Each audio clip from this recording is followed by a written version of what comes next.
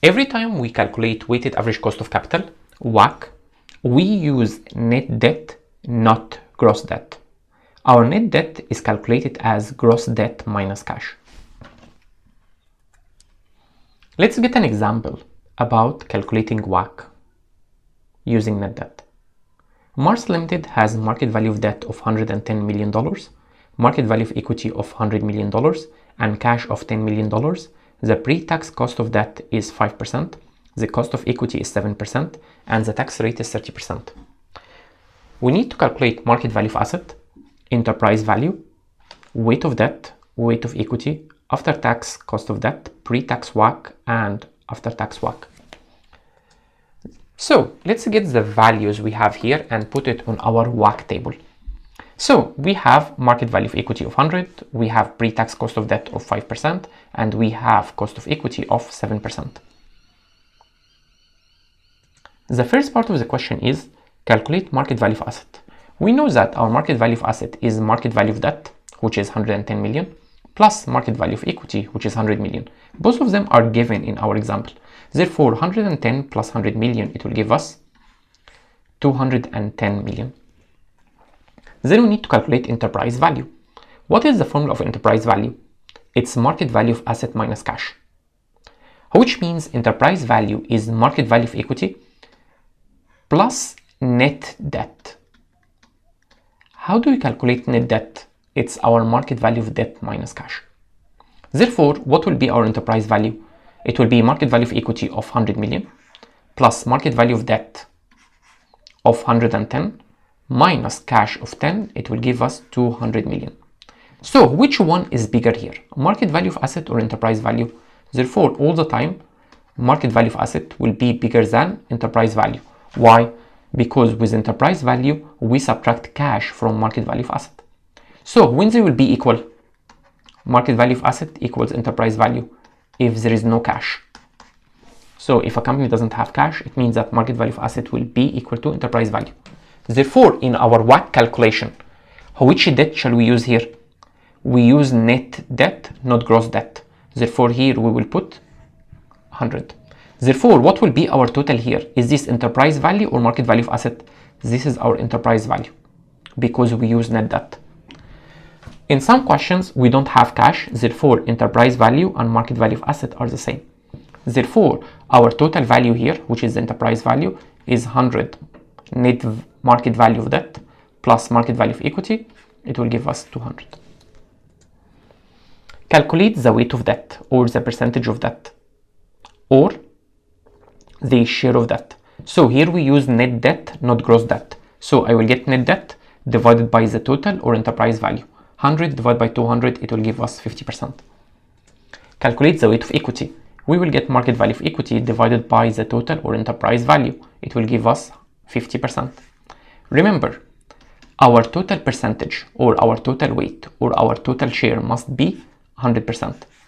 If you don't get 100%, there is something wrong with calculation. Then let's calculate our after-tax cost of debt. The formula of after-tax cost of debt is our pre-tax cost of debt multiplied by 1 minus tax rate.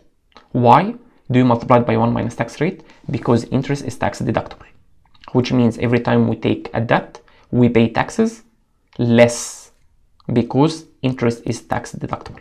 Therefore, our formula is our pre-tax cost of debt or before tax cost of debt, which is 5%, multiplied by 1 minus 30%, which is the tax rate. This will give us after-tax cost of debt or post-tax cost of debt 3.5%. Remember, before tax cost of debt is always bigger than after-tax cost of debt. Why? Because with after-tax cost of debt, we multiply by 1 minus tax rate.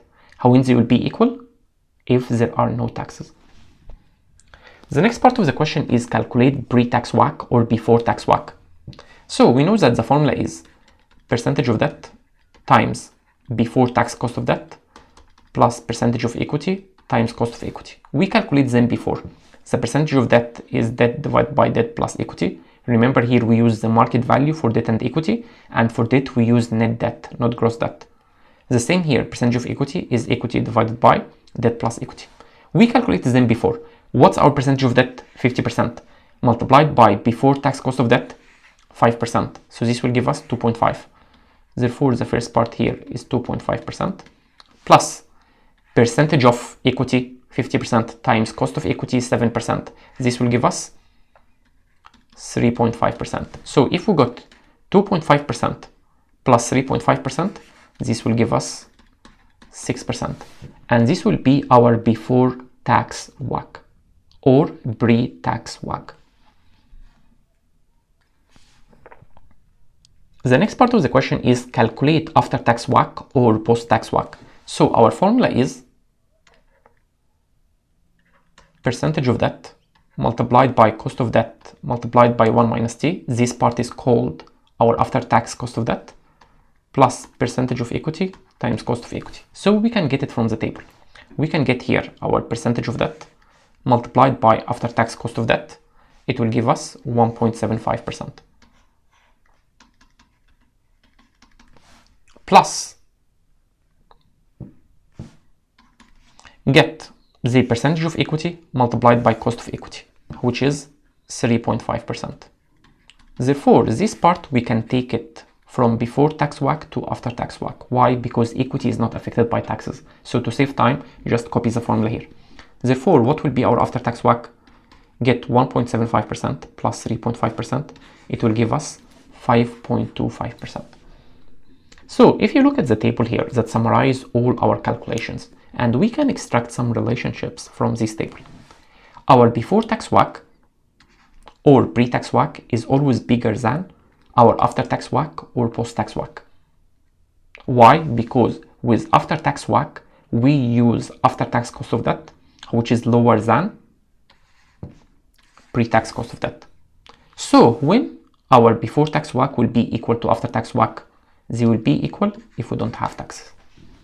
Therefore, to summarize this relationship, we know that all the time our before-tax cost of debt or pre-tax cost of debt will always be bigger than our after-tax cost of debt or post-tax cost of debt. Why? Because with our after-tax cost of debt, we get before-tax cost of debt multiplied by 1 minus tax rate. So when they will be equal? If there is no taxes. The same with WACC. Our before-tax WACC or pre-tax WACC will always be larger than our after-tax WACC or post-tax WACC. 6% is bigger than 5.25%. Why? Because our after-tax WACC is based on after-tax cost of debt. Therefore, when they will be equal? If there are no taxes.